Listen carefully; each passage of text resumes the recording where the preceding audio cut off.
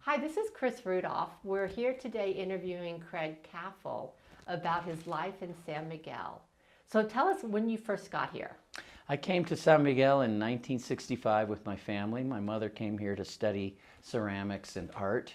Her name was Eve Muir. And this was the Instituto? This was at the Instituto. At the time, she was Eve Cafall, married to my father, Mark Cafall.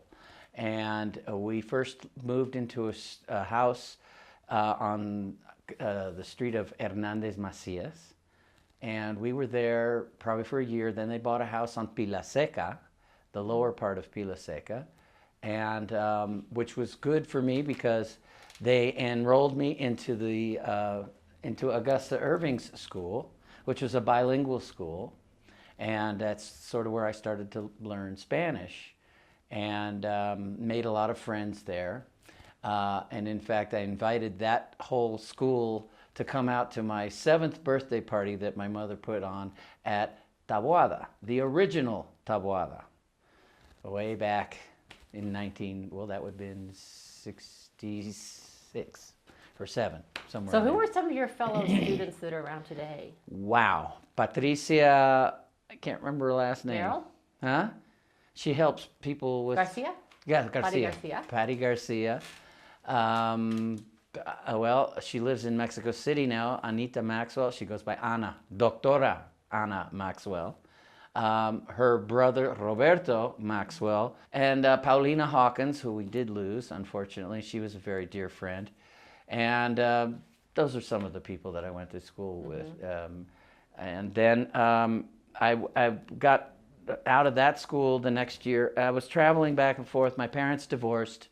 My mother remarried a man that she met here in San Miguel de Allende named John Muir. So then she became Eve Muir. And went back and forth between San Miguel de Allende and Santa Fe, New Mexico, where the parents, well, anyway, they went through their divorces. And my father remarried a woman in California, and so I would go back and forth, and I would spend time here with my mother and up in California with my father. Usually 6 months. That's where all my traveling really began, was be going back and forth between the families. So fast forward to probably mid 70s. One story I want to quickly throw in.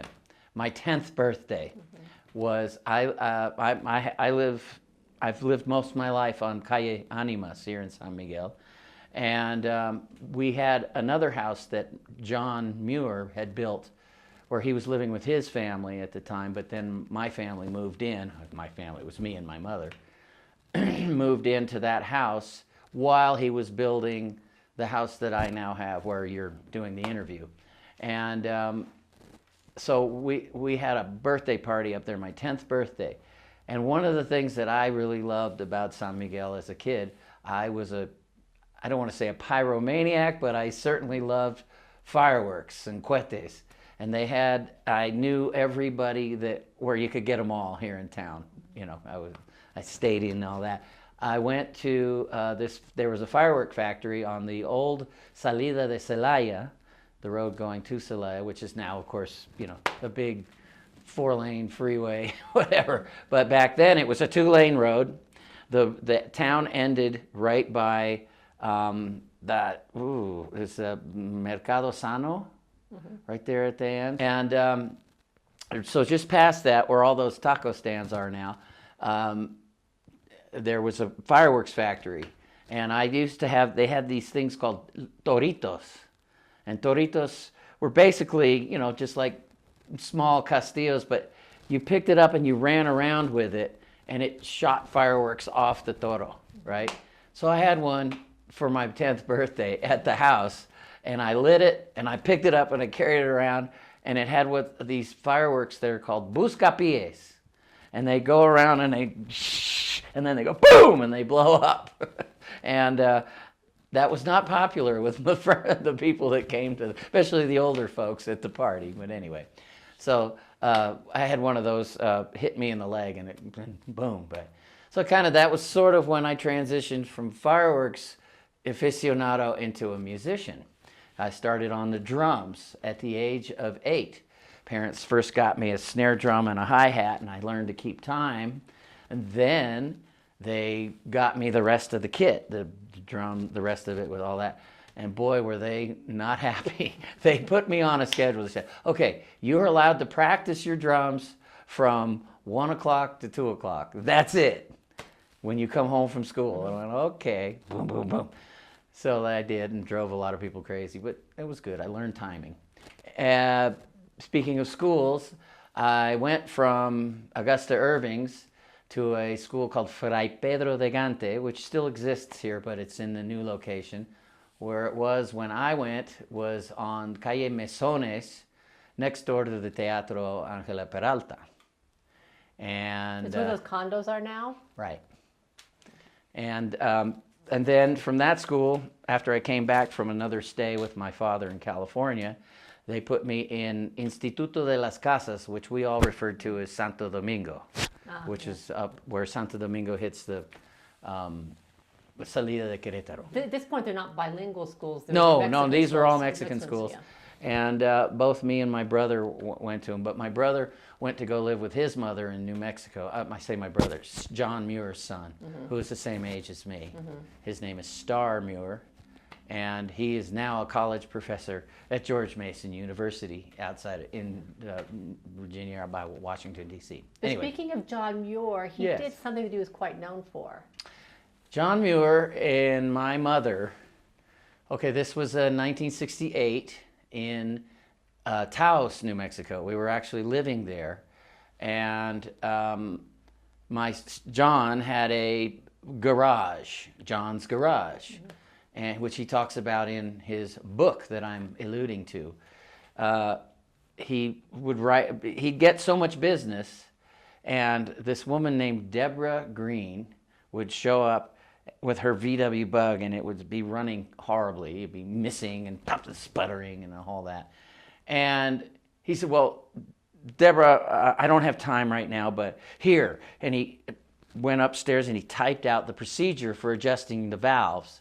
And he gave it to her, and she went home and adjusted her own. Or no, I did it right there with his supervision. Adjusted the valves, ran like a top. And so then she came back, the carburetor, etc. So she was sort of the test pilot for the what eventually became all these procedures.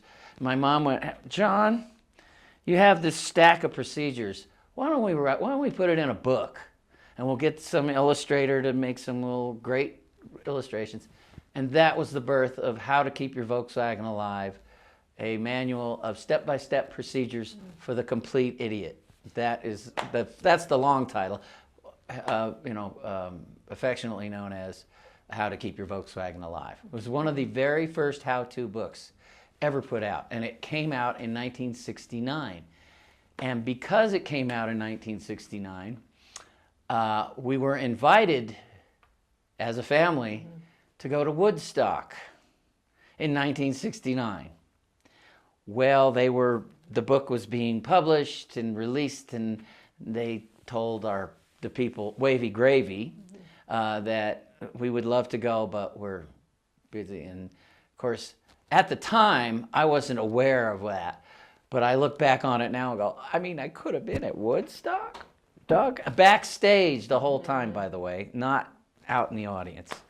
Anyway, so that happened. Anyway, that was the birth of How to Keep Your Volkswagen Alive, which eventually led to trips to Europe, and then eventually I ended up back here in San Miguel, and this had to be in 1976, 75, 76.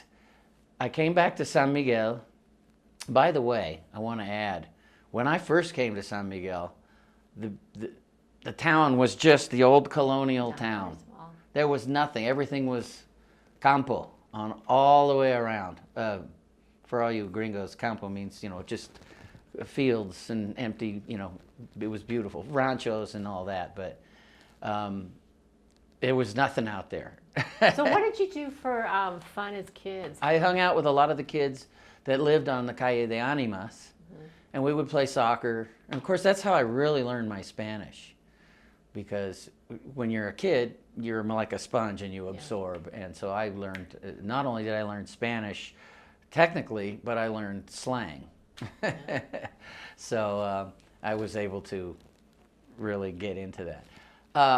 Tie into another person you interviewed on when we were living on the Calle Pila Seca before the divorce. There was a house about 3 doors up, and every time I'd walk by there was a band playing in there, and it turned out to be Eric Schooler, and I would peek in the window, in the bars of the window, and he finally said, come on in, and that was kind of the beginnings of where I was like really wanting to learn, because they had a drummer there, and of course that's what I eventually got into. How old would you have been when you met Eric? When I met Eric, I was 9. Oh, young. 8 or 9, yes.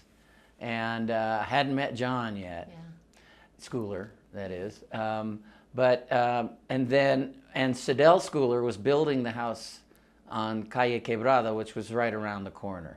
In fact, at the top of our house, I could look down, and there used to be horses in that field, and then it became Sidel's house. So, fast forward to 1977. I was here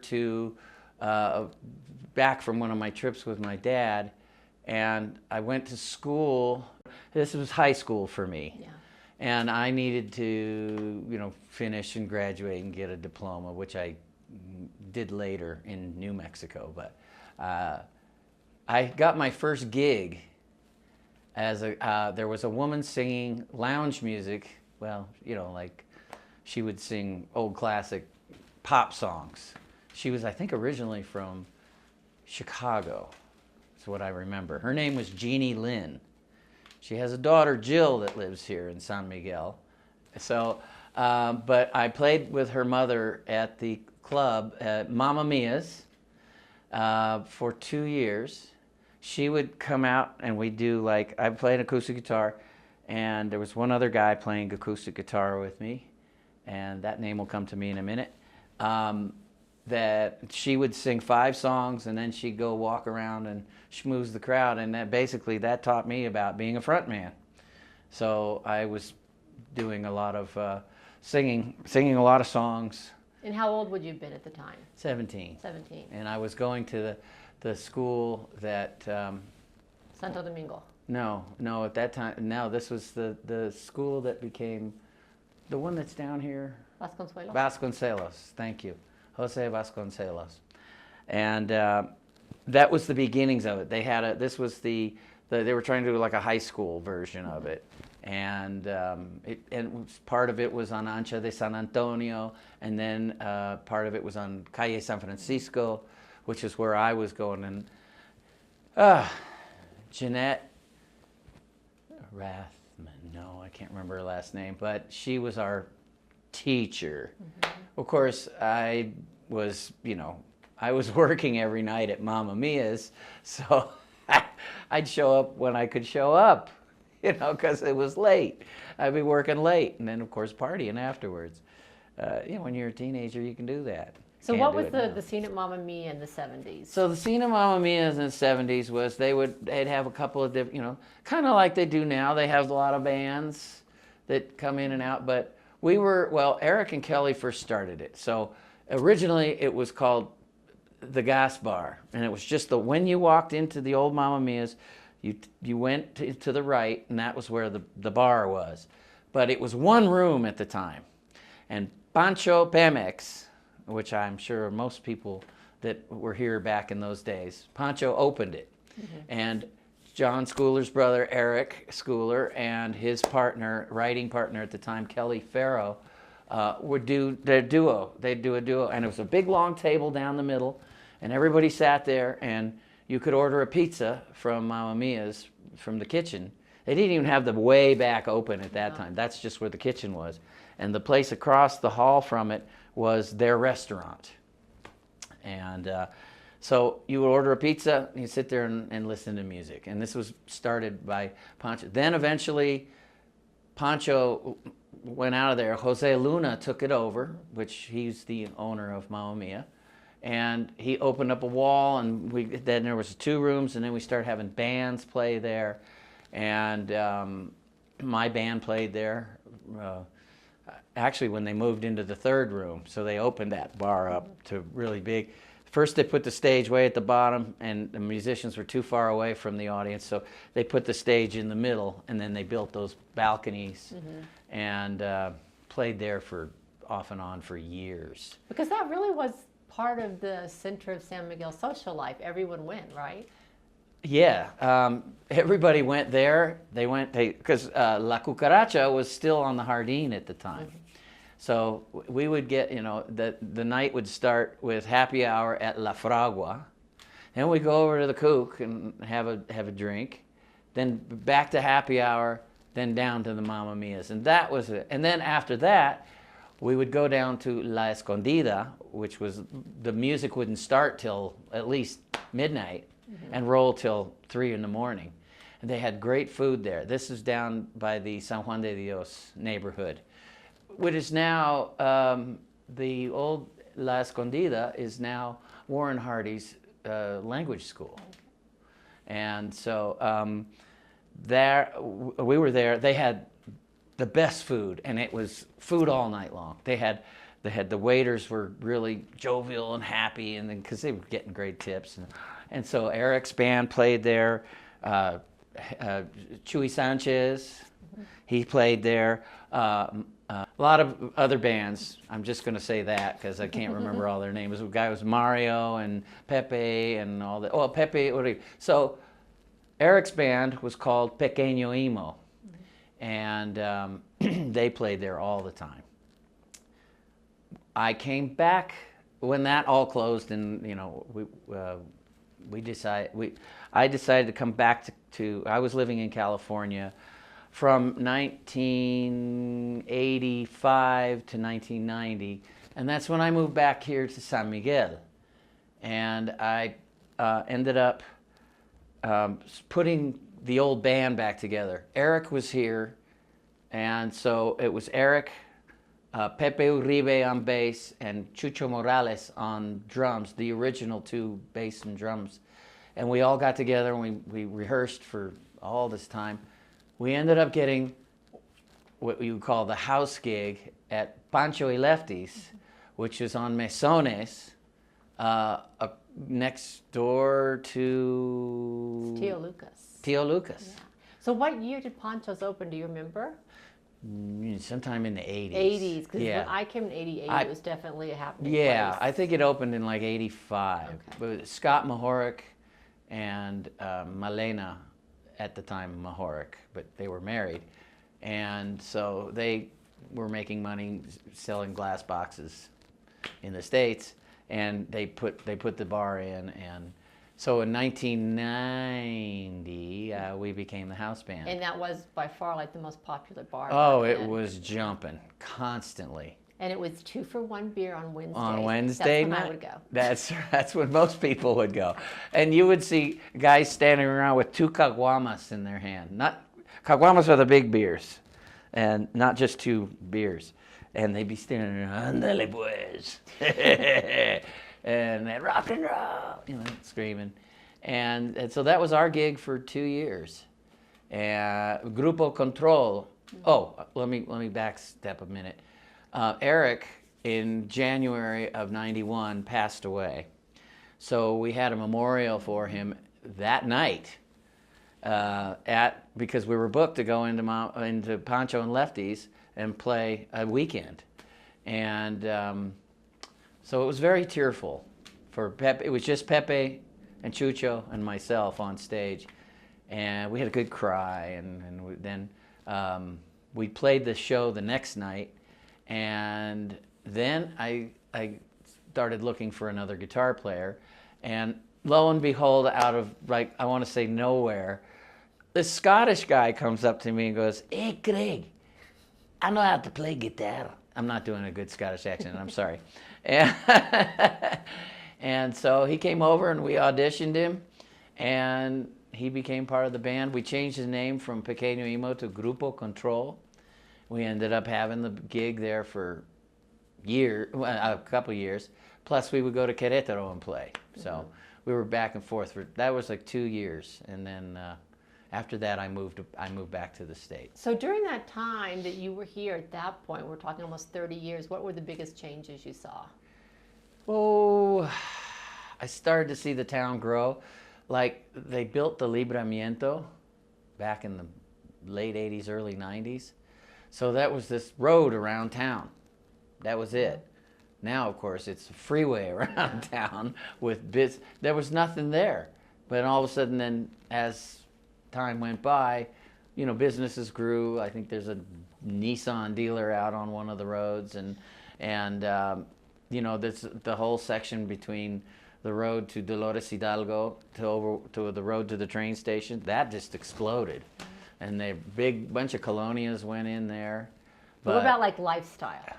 Lifestyle. How did your lifestyle change? Didn't really. I mean, I kept playing music. Yeah. You know, by that time, every time I came back to town, all my friends here would ask me, "Hey, where are you playing next?" You know, it's like, when did you get here? They always ask, ¿Cuándo llegaste?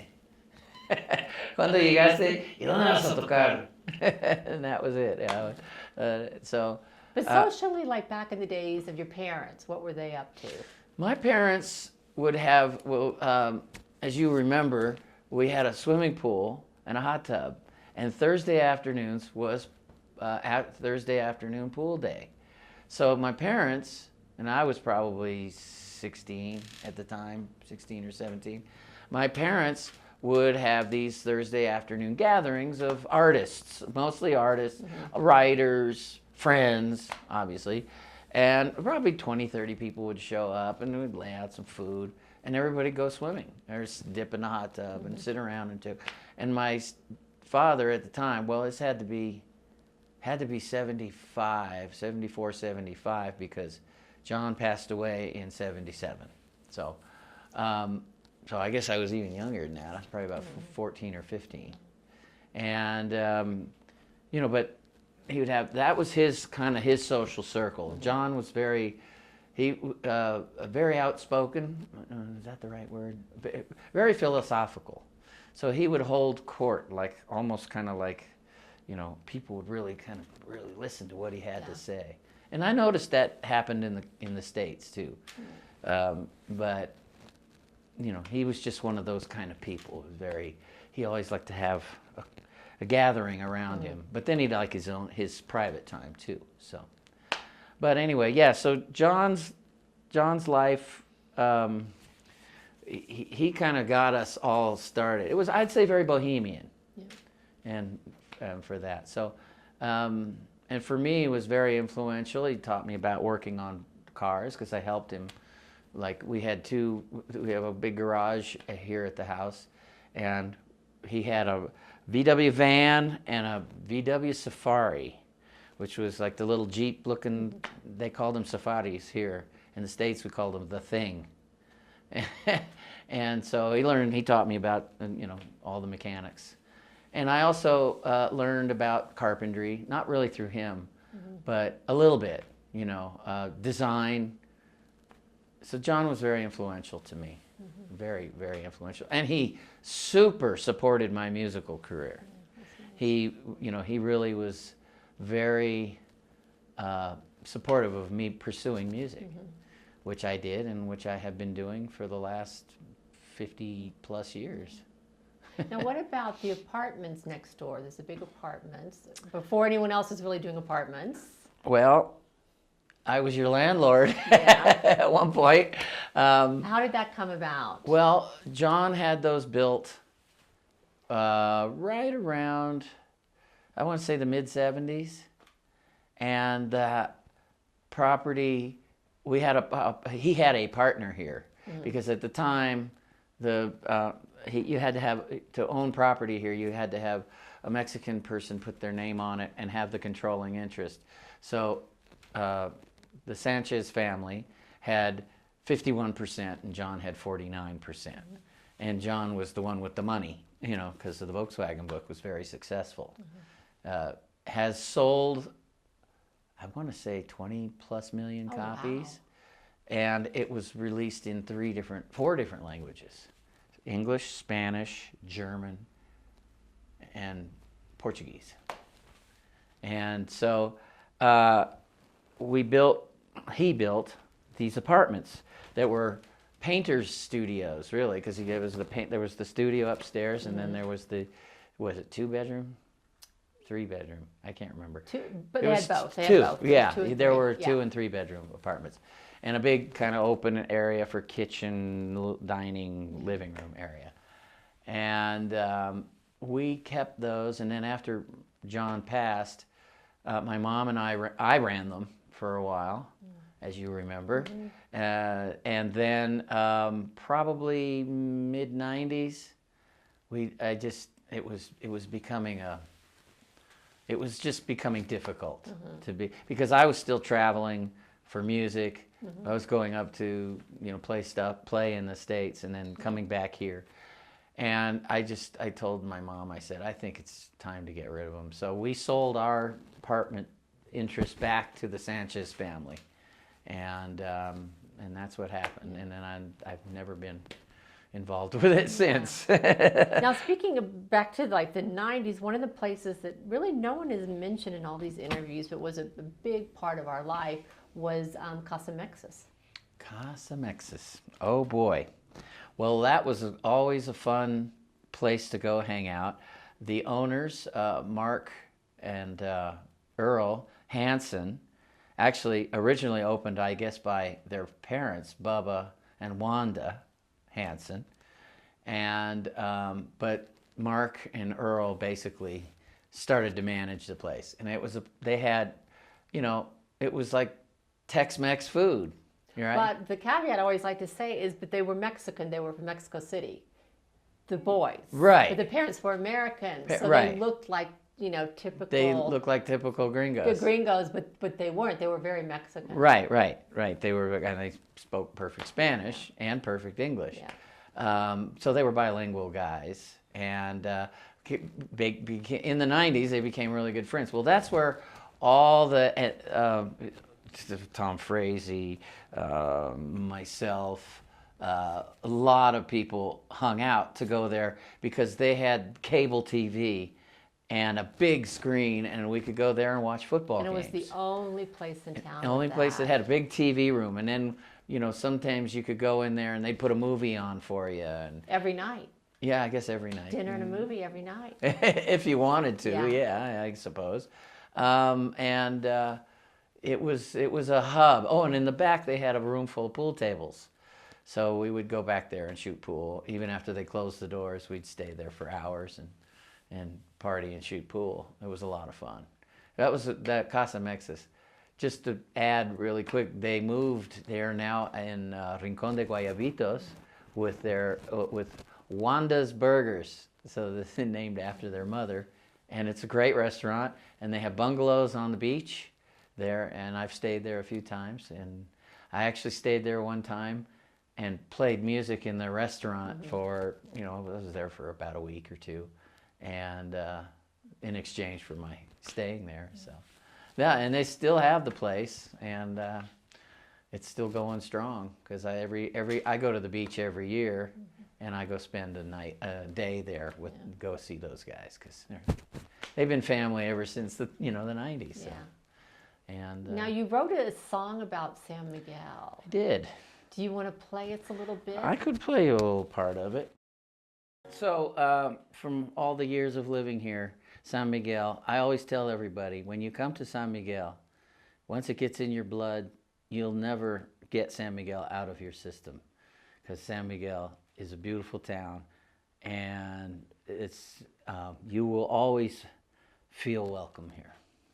So this is a song that I wrote a couple years ago about my growing up in San Miguel. And it's called "These Streets I Know So Well."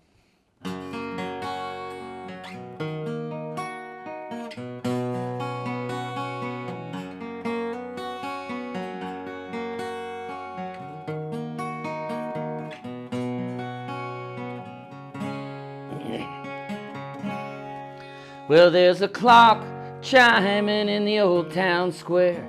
It's been ringing out for years. Sound and making the tone of the bells are music to my ears. They've rung in days of glory, and they rung in times of dark. But the bells in my memory have long left their mark. Over 50 years, these cobblestones have worn out my shoes.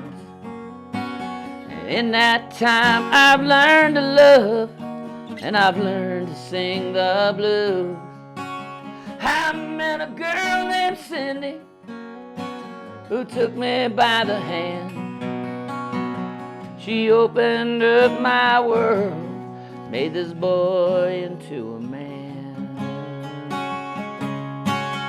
In my little hillside mountain town, and the stories it could tell, I've spent most of my lifetime on these streets I know so well.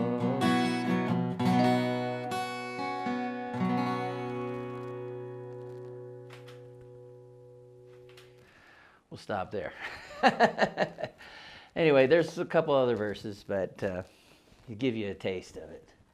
And it will be coming out on an album very soon. That's what I do now. I live in California. I've been playing with Maria Muldaur for the past 19 years. I've been playing with Shawna Morrinson, who is Van Morrison's daughter, for the past 10 years. I have recently started playing with Ramblin' Jack Elliott, and he's 92.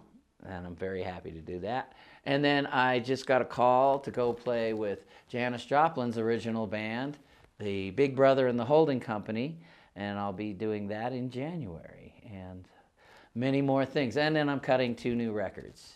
And also I'm going to do a tribute to Eric Schooler and Kelly Farrow and record an album of their songs. Oh, that's going to be amazing. So I'm staying busy. Yeah. Well, thank you for making time for us. Well, thank you for making time for me. I appreciate it. And this is really great. I think it's a good thing that you guys are doing and getting all these memories of San Miguel de Allende from back in the day. And because we know what's going on now, but back then, it was one of the lines that's in my song, it goes, this place is a crossroads. People come from far and near to try to be creative and have a good time here. So there's but that's kind of, being that the town is a crossroads of a lot of people. And somebody told me that a long time ago, and I just threw that into the song. It's very true. Yeah, it's very true. Anyway, thank you very much. Love, San Miguel de Allende. So please subscribe to the YouTube channel and hit the like button and share it with everybody. We greatly appreciate it. Thank you.